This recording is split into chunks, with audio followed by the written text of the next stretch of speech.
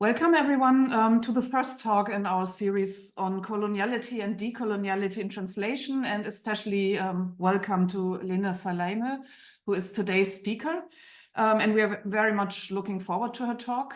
And just a few very quick words of introduction and explanations how the format works.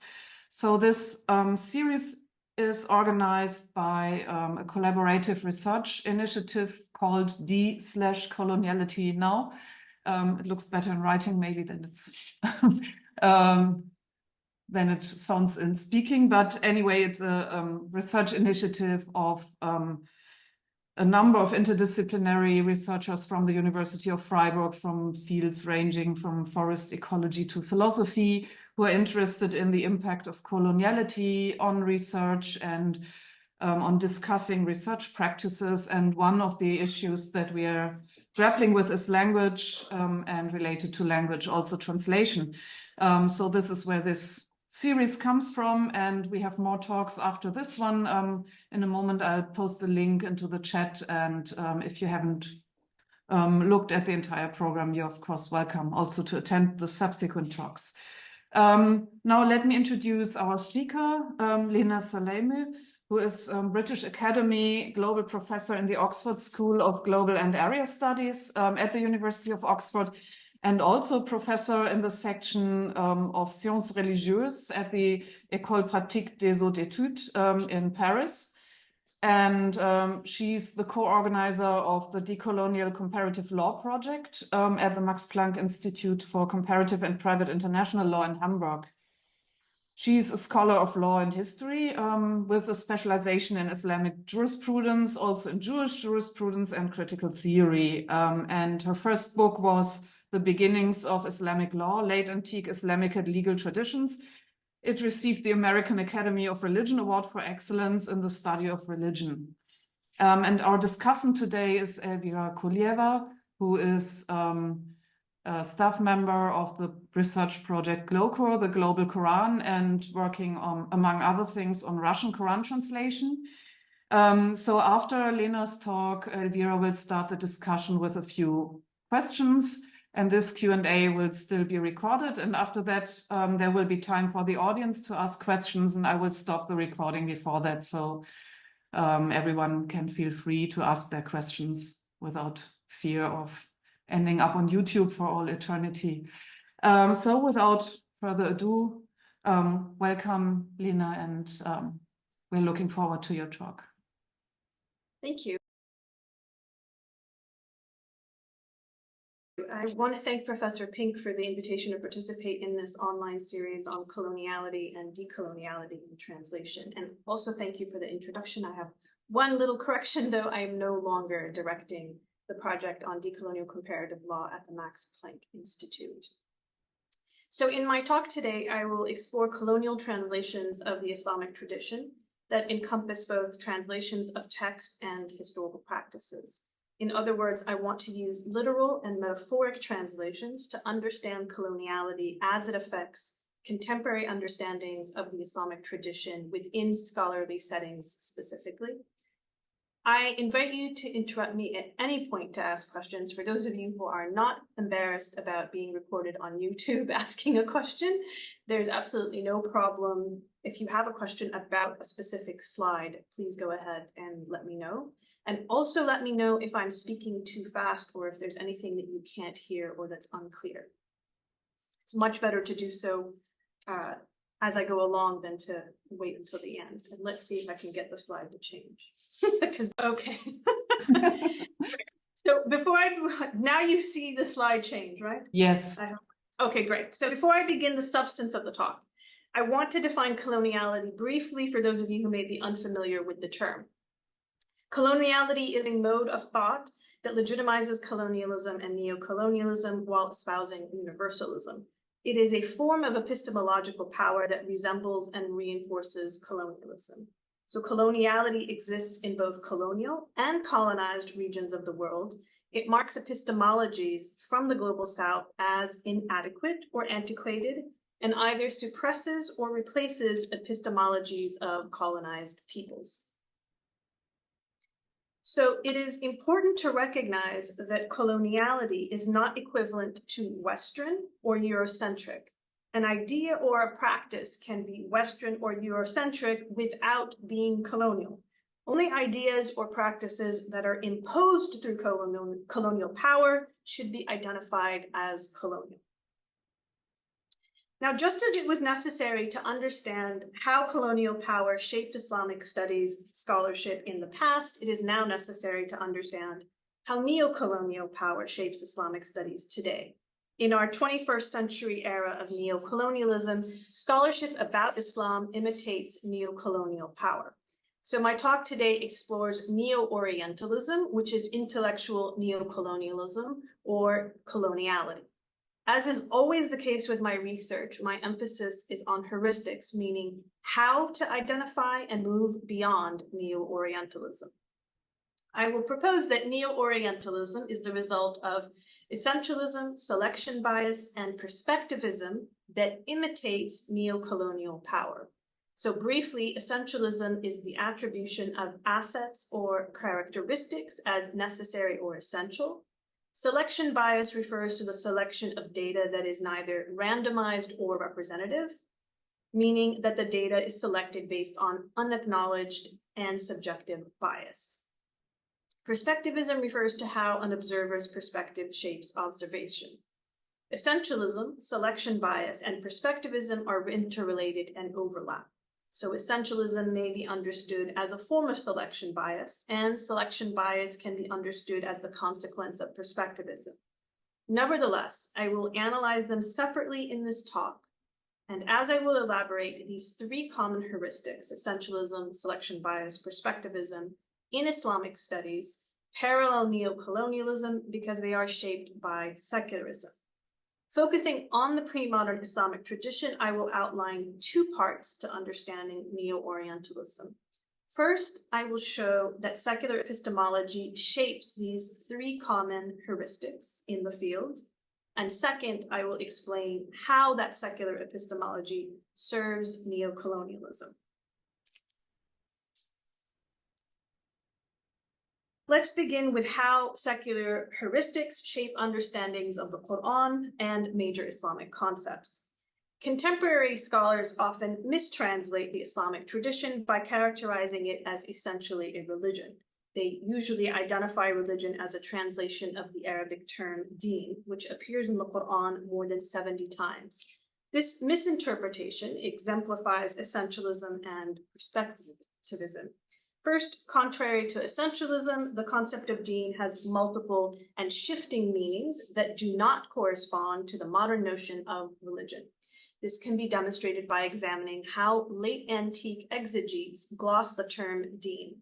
And second, contrary to contemporary Eurocentric perspectivism, early modern European translations of the Quran did not interpret the term deen as religion.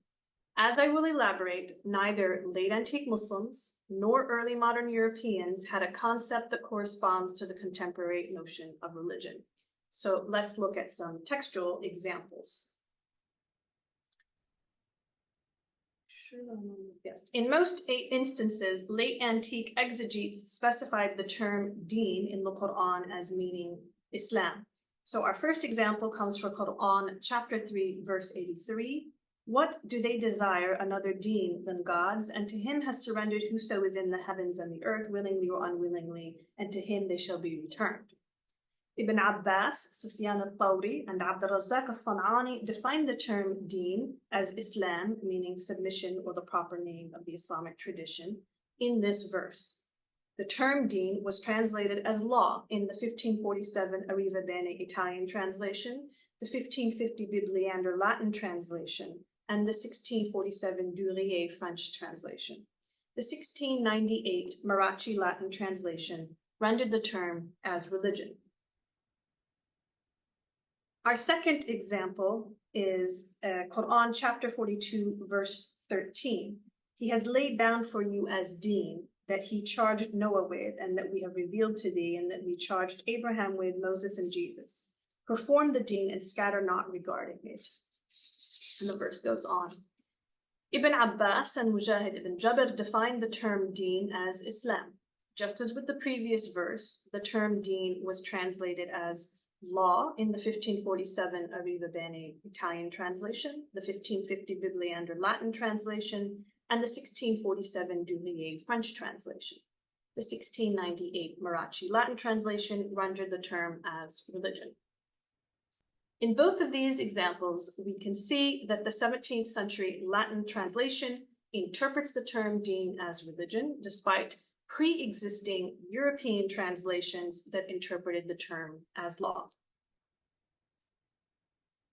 In addition to Islam, late antique exegetes offered a variety of definitions for the term deen, many of which correspond to law.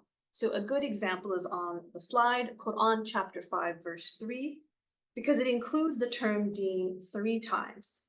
So this day are those who disbelieve and despair of ever harming your deen, so fear them not, fear me. This day have I perfected your deen for you and completed my favor unto you and have chosen for you as deen al-Islam. Muqatil ibn Sulaiman suggested that the phrase al-yawm akmaltu lakum dinakum, today I completed your deen, denotes the end of legal rules. The term deen was translated as law in the 1550 Bibliander Latin translation and the 1647 Dulier French translation. And once again, the 1698 Marachi Latin translation rendered the term as religion. The prevalence of the meaning of law attributed to the term deen is also evident in various phrases that are used in the Quran. The phrase Yawm al-Din occurs frequently in the Quran, and late antique exegetes often glossed it as Yawm al-Hisab, the day of accounting, or Yawm al-Qada, day of judgment. So here is on the screen a specific example that comes from Quran chapter 1 verse 4, Master of the Day of Judgment, Malik Yawm al-Din. Ibn Abbas, Zayd ibn Ali, and Muqatil ibn Sulaiman glossed the phrase as meaning day of accounting. The phrase was translated as the last day in the 1550 Bibliander Latin translation, but as judgment day in the 1547 Arriva Bene Italian translation, the 1647 Dulier French translation, and notably the 1698 Marachi Latin translation. Another phrase that illuminates the semantic meanings of deen is found in Quran chapter 24 verse 2, which comments on deen of law, the deen of God, which Ibn Abbas glossed as hukum, ruling, Muqatil ibn Sulaiman defined as amr, command, and Abd al-Razzaq al-San'ani referred to as hudud, punishments. The phrase was translated as divine law in the 1550 Bibliander Latin translation, the 1647 Dulier French translation, and the 1698 Marachi Latin translation.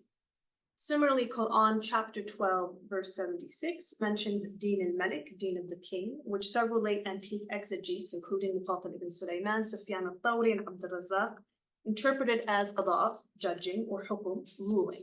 The phrase was not translated in the earlier European translation, which appeared to have simply skipped the phrase, but the 1698 Marachi Latin translation rendered the term as the king's judgment. Both of the phrases on this slide indicate that a significant, if not primary, meaning of deen is law.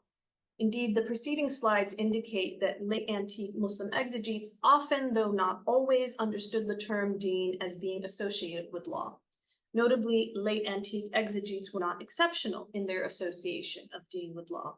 Several medieval scholars confirm multiple semantic meanings of deen that also correspond to law.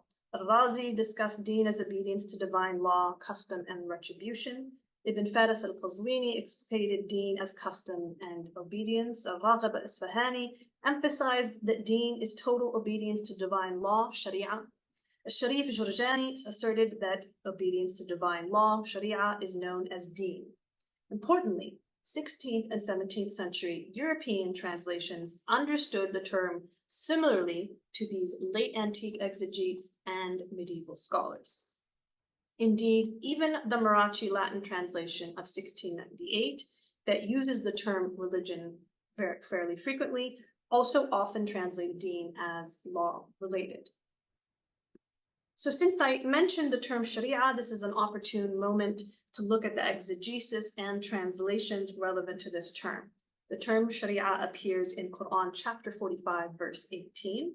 Ibn Abbas described Sharia as Sunnah wa Manhaj, normative praxis and practice.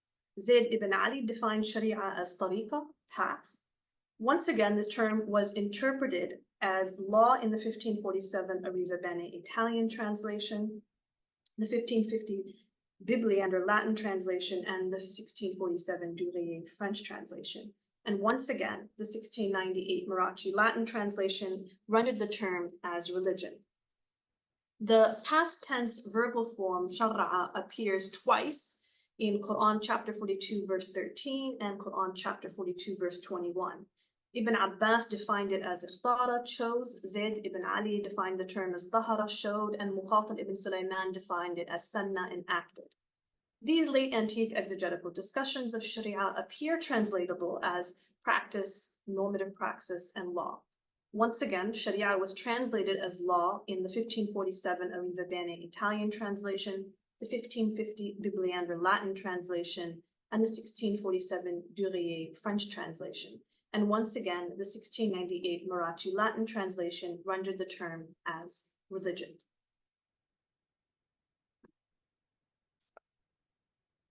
The preceding several slides focused on the semantic meaning of law that was attributed to the term deen by both late antique Muslim exegetes and early modern European translators of the Quran. Yet, as already noted with the example of Islam, with which I began, exegetes offered a variety of definitions of the term deen, including tawheed, unity of God. So on the slide are two examples in which the late antique exegetes Ibn Abbas and Muqatil ibn Sulaiman defined the term deen as meaning the unity of God. And as you see on the slide, early modern European translators understood the phrase either as a matter of pure heart or obeying law. And once again, the 1698 Marathi Latin translation rendered the phrase as religion.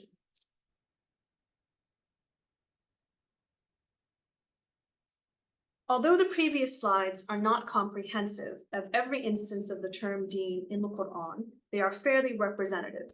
We can use them to reconstruct a historical process that corrects both the essentialism and modern Eurocentric perspectivism of mistranslating deen as religion. While the term deen had multiple semantic meanings in the pre-modern era, no late antique exegete suggested a meaning that would correspond to the contemporary notion of religion. In addition, the Italian, Latin, and French translations of the 16th and 17th centuries did not ascribe a notion of religion to this term, which they frequently translated as law. The reason why earlier European translations of the Quran did not use the term religion often is because a robust notion of religion did not exist. As numerous historians have demonstrated, the emergence of secularism in the modern era resulted in the development of the notion of religion that is prevalent today. So I'm not claiming that the term religion did not exist, because that term did exist. However, there is a difference between a term and a concept. It would be nominalist and philosophically untenable to presume that the existence of a term demonstrates the existence of a concept, or that the existence of a concept depends on the existence of a term. By way of example, the difference between secular clergy and religious clergy in medieval Christian churches did not correspond to contemporary notions of secularism and religion. So while it remains unclear precisely when the term deen came to be mistranslated as religion, as is the norm in contemporary translations, it is crucial to recognize that the normalized association between the term deen and the notion of religion is simply not historical. The notion of religion that prevails today simply did not exist in the pre-modern past because the contemporary notion of religion is constructed by secularism. The secular Enlightenment is sometimes dated as beginning with the publication of Isaac Newton's Principia Mathematica in 1687. Published a little over 1 decade later, Marachi's Latin translation, which consistently translates various Arabic terms as religion, may be understood as an Enlightenment text. The historical context of the secular Enlightenment clarifies the shift in translation that we observed on previous slides. The translation of deen as religion began in the Enlightenment era in response to the development of the twin notions of religion and secularism. So in the interest of time, I will not elaborate the consequences of this mistranslation for the concepts of law and governance, but I invite you to read my article, Decolonial Translation, which elaborates these issues. I'm also happy to discuss this during the Q&A for those of you who might be interested. But the key point for this section of my talk is that pre-modern Islamic texts do not identify either a notion of secularism or its opposite, a notion of religion. The term deen did not mean religion, and it did not have an opposing term that corresponded to secularism. We see evidence for this both in the late antique exegesis and in the early modern European translations of the Quran. Before I switch to the next topic, I just want to make sure that no one has a burning question. So if anyone does have a burning question, this is the time to ask it about this section of the talk. Okay, no burning questions. So when contemporary scholars in Islamic studies research the pre-modern Islamic tradition, they frequently focus on aspects of the tradition that correspond to their pre-existing notions of religion and secularism. In doing so, they selectively choose to look at evidence that confirms their notions. So this selection bias results in a mistranslation of the Islamic tradition. For instance, scholars often assume that being Muslim was a matter of so-called faith, and this assumption ignores the significant historical evidence of Muslimness that does not fit within a paradigm of faith. So my article taxing citizens sought to answer the question, what did it mean to be Muslim in late antiquity? A conventional answer in the field of Islamic studies might refer to the Islamic confessional statement, the Shahada, and 5 daily prayers. This answer projects contemporary or orthodox understandings of being Muslim onto a historical past that was likely very different. A modern revisionist answer might begin with the notion of unspecified believers who transformed into Muslims. This answer mistakenly ascribes an essence to Muslim identity and then searches for evidence of that essence in the past. Both approaches begin with preconceived notions about religion. Both approaches presume that defining Muslim begins with identifying essential religious principles or fundamental practices and then searching for historical evidence of their existence. Contrary to common assumptions, being Muslim has different implications at disparate moments in time and in distinct geographic spaces. More importantly, belief, iman, may not be the starting point for understanding Muslim identity. Instead of assuming that being Muslim in late antiquity must have begun with belief, I suggest understanding Muslimness as constituting a relationship to a political entity. In my article about charity taxation, I demonstrated that late antique legal authorities required minors, but not slaves, to pay the charity tax because political belonging, rather than belief, triggered the obligation to pay. And I argued that many pre-modern Muslim jurists viewed paying the charity tax as enacting a form of Muslim citizenship. The Islamic taxation system was, from the beginning, a means of taxing both members and quasi-members. It corresponded to a political framework for defining citizenship of Muslims and semi-citizenship of non-Muslims. So when we look at a broad array of historical evidence, instead of selectively choosing the evidence that confirms secular presumptions, we find that being Muslim in late antiquity was not related to the notion of religion. Instead, being Muslim in late antiquity was a form of citizenship that has been mistranslated as religious identity. So let's now explore secular perspectivism in a bit more detail. Secularism does not simply mean governance or a state, but rather a particular form of governance that emerged because of the secular Enlightenment and other historical conditions. Europeans structured that form of governance to separate the state from the church and to limit the power of the church. When contemporary scholars translate pre-modern Islamic history into the language of religion and secularism, they commonly project not only the notion of religion, but also the notion of competition between religion and the secular. That is, scholars implot, to use Hayden White's term, their narratives of Islamic history in imitation of a European history of church versus state conflict. The church is reimagined as the so-called ulama, an untranslated term that distorts the complex relationships among different types of scholars, jurists, judges, and other bureaucrats. Now, notably, the category ulama is rarely used in late antique Arabic texts or Arabic sources, which identify distinct groups of scholars.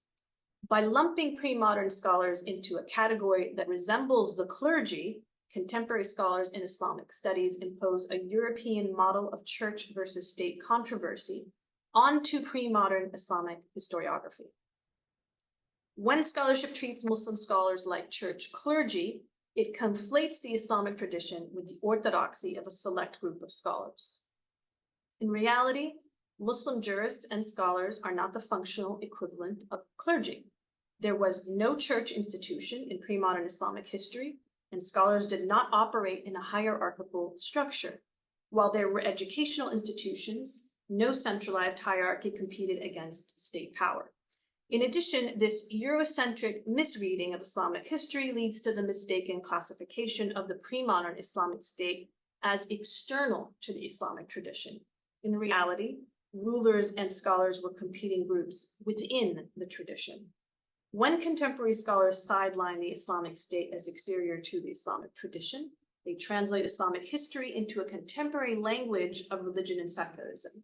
And this mistranslation of pre-modern Islamic history obscures the historical interactions and overlaps between varieties of scholars and states. So thus far, I have presented critiques of 3 secular heuristics, if you remember the slide I showed you early on. First, pre-modern exegesis and translations of Deen illustrated how essentialism results in a secular translation. Second, the late antique charity tax demonstrated how selection bias results in secular translations. And third, this macro narrative of Islamic governance illustrated how secular perspectivism results in a secular translation. So I hope that it is clear by now that the contemporary notions of religion and secularism are anachronistic when applied to the pre-modern Islamic tradition. What I want to now shift to doing is explaining why this anachronism is a form of neocolonialism. That is, why using religion and secularism constantly and in very different ways within Islamic studies is a form of intellectual neocolonialism. Colonialism, a modern form of imperialism, emerged in the 16th century after the Spanish and Portuguese occupation of South America. Colonialism involves a state occupying a territory and exploiting its resources, natural and human, for the purpose of extracting and transferring capital. Unlike many prior forms of imperialism, colonialism interweaves profit-driven exploitation with oppression of a colonized population, at times including ethnic cleansing. Also, unlike many previous forms of imperialism, colonialism is intertwined with a civilizational mission based on an ideology of universalism and superiority. There are, of course, different types and varied histories of colonialism. Whereas colonialism proper seeks to exploit the indigenous population, settler colonialism seeks to eliminate the indigenous population. While colonizers of previous centuries did not hide their colonialism, today's neo-colonial states, to use Jean-Paul Sartre's terminology, mystify their colonialism. The 20th century period that is described erroneously as decolonization was not a shift from colonial to post-colonial states, but rather a shift from colonialism to neocolonialism. So the category of neocolonialism reflects the perspectives of many people in the global South who experience neocolonialism as an extension of prior forms of colonialism. States mystify their neocolonialism using various techniques, including distortion and branding. Neo-colonial states rebranded the 19th century colonial civilizing mission with purportedly universal values. So, for instance, neo-colonial states distort the profit motives of the military-industrial complex by branding themselves as spreading democracy. Other neo-colonial distortions and brandings include national security and humanitarian intervention. With approximately 800 military bases in more than 85 countries, the United States is the largest neocolonial power today. The US occupation of Iraq is an example of US neocolonialism.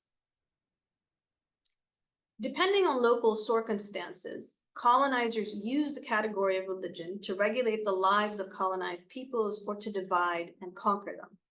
Colonizers alleged that religion was a scientific and universal category, but it was actually a colonial imposition. For example, British colonizers developed the category of Hinduism as a strategy for facilitating domination of the extremely diverse colonized subjects of India. In contrast, British and French colonial governance in Muslim-majority areas often controlled colonized subjects by dividing them into confessional and sectarian groups, requiring them to abide by specific religious laws, and preventing them from unifying. Colonial rulers used religious codes and religious courts to divide and dominate colonized groups. Instrumentalizing religion was an important component in a colonial strategy of preventing anti-colonial resistance. John Bowen noted, for example, that when Tassa advised the Dutch government on its efforts to suppress resistance in Aceh, the Islamicist Christian Snu Kurgwanja recommended that Islam's legal and political dimensions be suppressed, but that its spiritual dimensions be allowed.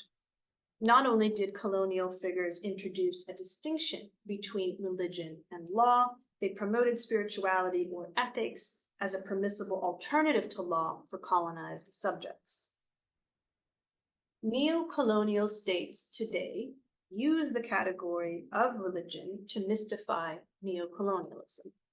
For example, some neo-colonial states distort their colonialism as necessary to stop so-called religious violence, which is also known as terrorism.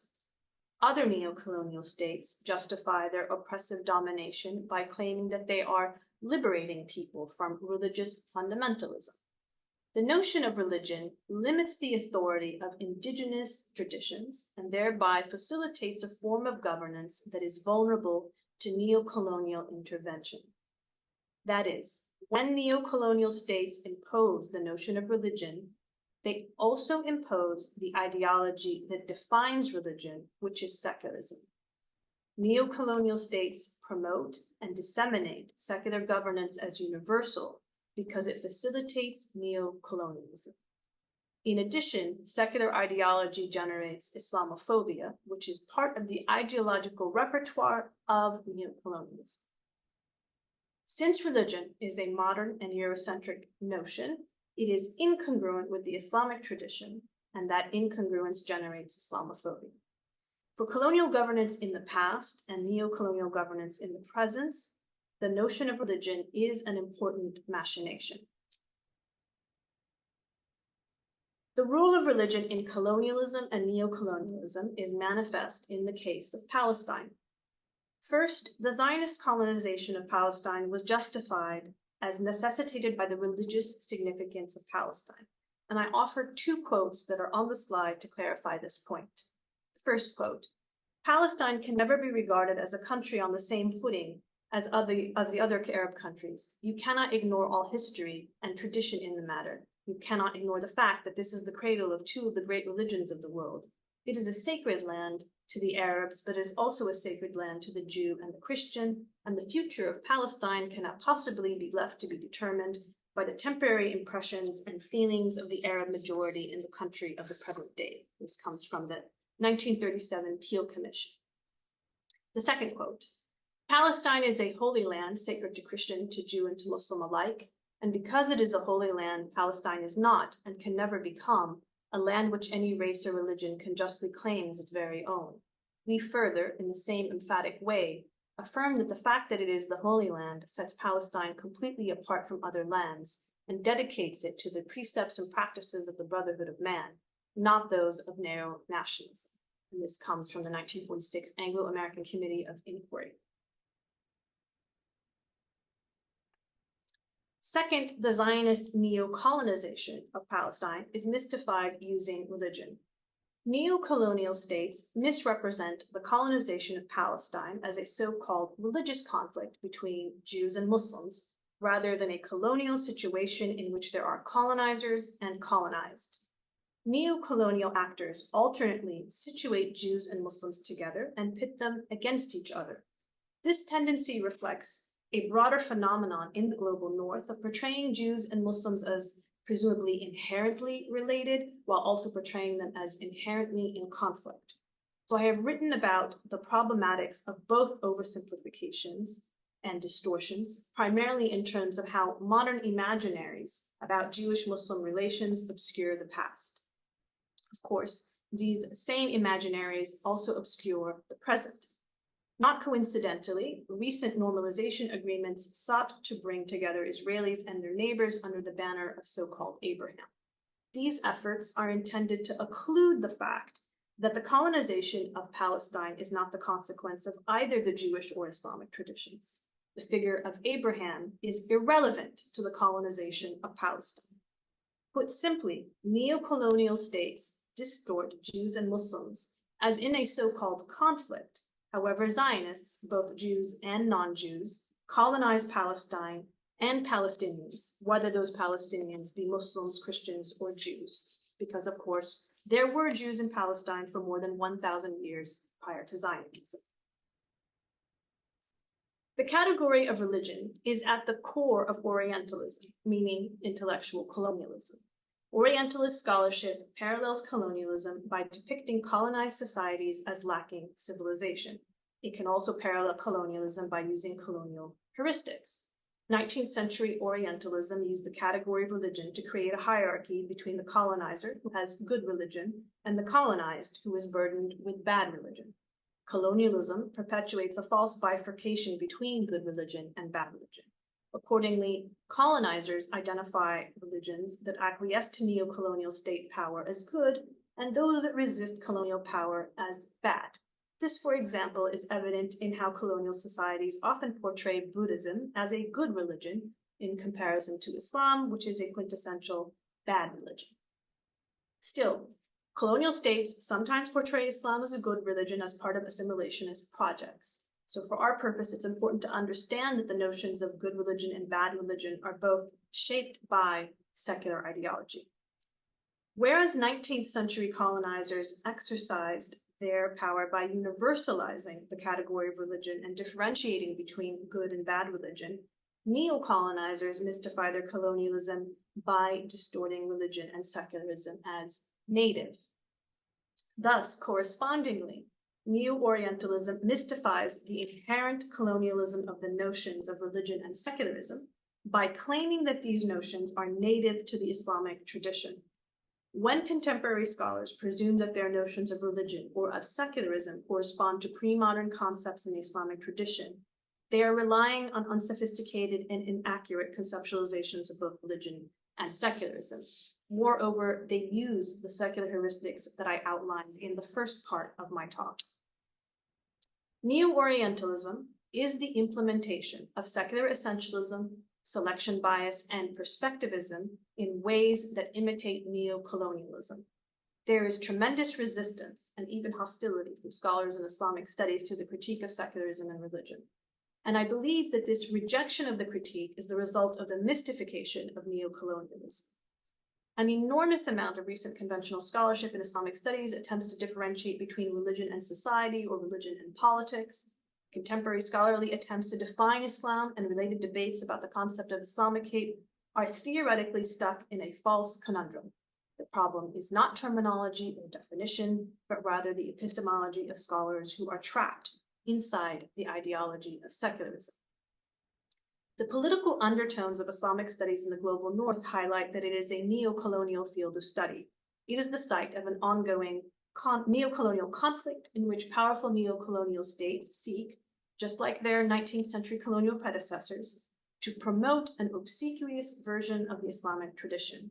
In line with a neo-colonial picture, Islam is a bad religion that neo-colonial power is trying to turn into a good religion. And a good religion is a religion that is not involved in law or politics. A good religion remains inside the private sphere, conforming to Protestant expectations. Powerful institutions and individuals in the global north promote notions of secular Islam in order to fashion a good liberal Muslim subject, which is the neo-colonial vision of Islam's future. Neo-Orientalism in Islamic studies is scholarship that contributes to these neo-colonial objectives. I began this talk by outlining how secular essentialism, selection bias, and perspectivism result in secular translations of the Islamic tradition. Mistranslating the term deen as religion, mistranslating Muslim identity as religiosity, and mistranslating pre-modern Islamic history as church versus state conflict may seem innocuous. But when these secular mistranslations are juxtaposed together and then analyzed in light of neocolonialism, the implications of these secular translations become more apparent. Just as translation can be the source of coloniality, translation can also be the source of decoloniality. Coloniality is evident in many aspects of contemporary Islamic studies, and the first step to avoid coloniality is rigorous, critical translations.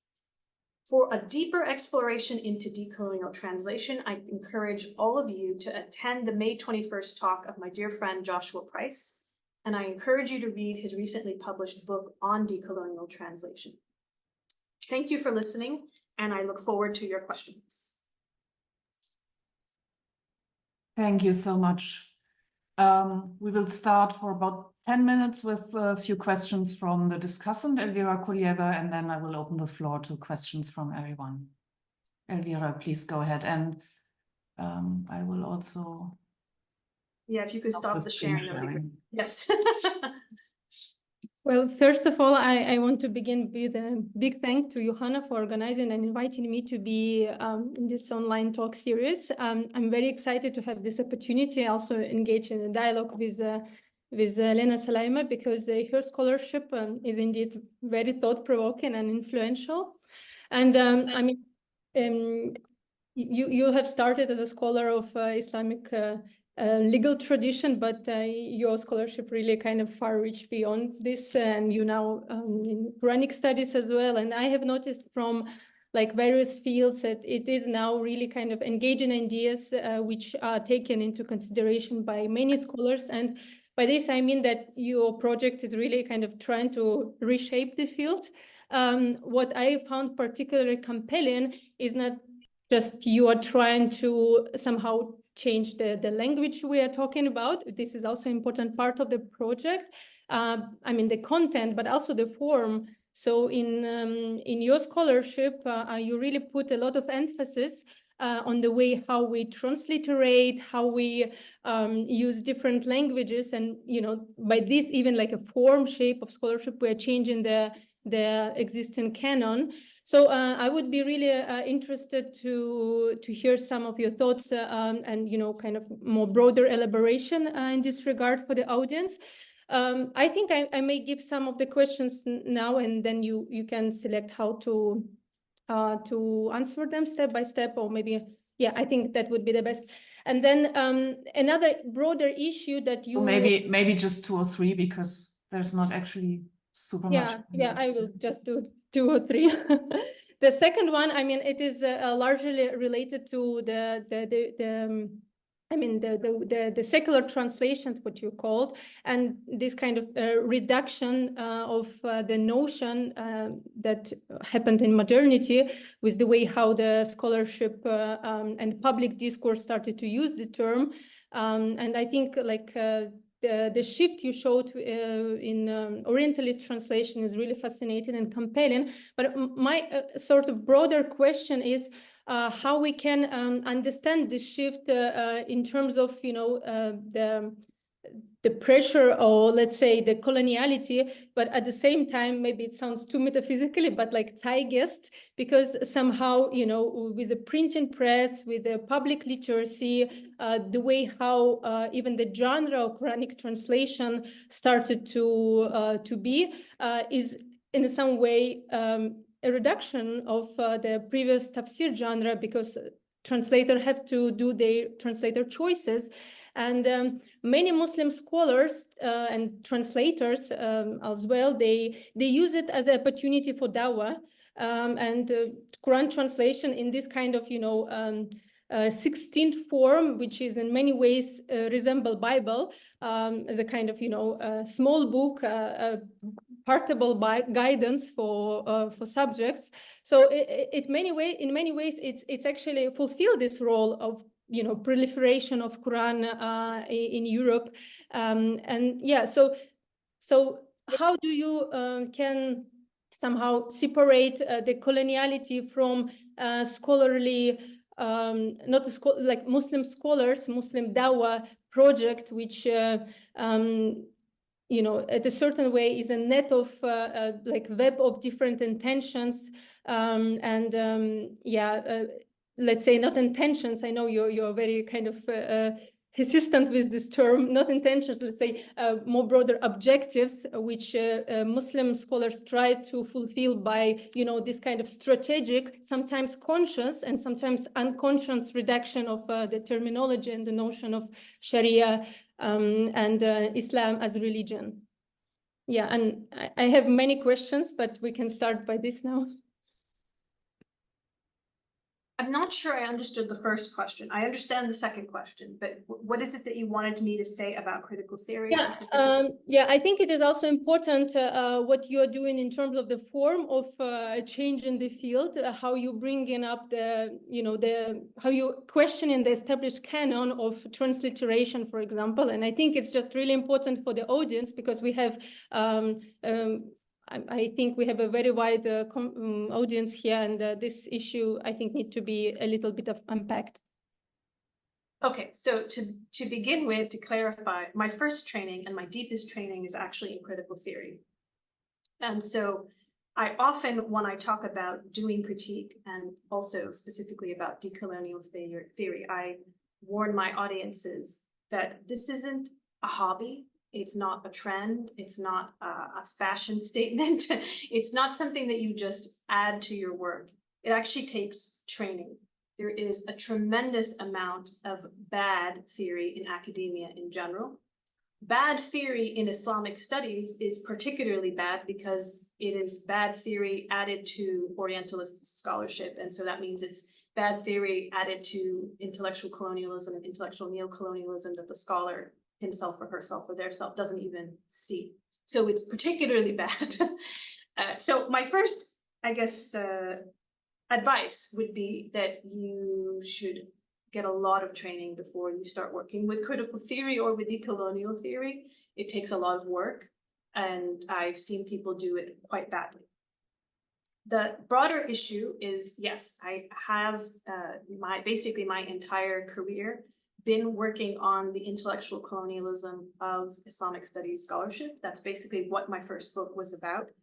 The intellectual colonialism that is evident in scholarship that's about pre-modern Islamic history, specifically of the late antique period, and even more specifically, how scholars describe the beginnings of the Islamic tradition. So even though my book is called The Beginnings of Islamic Law, it's really about the beginnings of Islam. So that, I think, if people have more questions about that general issue from the first question, we can discuss it more depending on the interests of the group. For the second issue, when I talk about a secular translation, I'm not blaming any individual. I'm not talking about the intentions of any individual. All of us as scholars live in particular discursive worlds. And for all of us, it is a challenge to be able to do work that is critical, or more specifically, decolonial, because unconsciously, we use all sorts of concepts and categories that are part of the prevalent hegemonic discourse. And that means that we can, even despite our great intentions, be involved in intellectual colonialism or intellectual neocolonialism. So when I showed you the shift in the translations, I wasn't arguing that the 1687 Marachi Latin translation was some kind of ideological project in which he was intending to translate all sorts of terms into religion.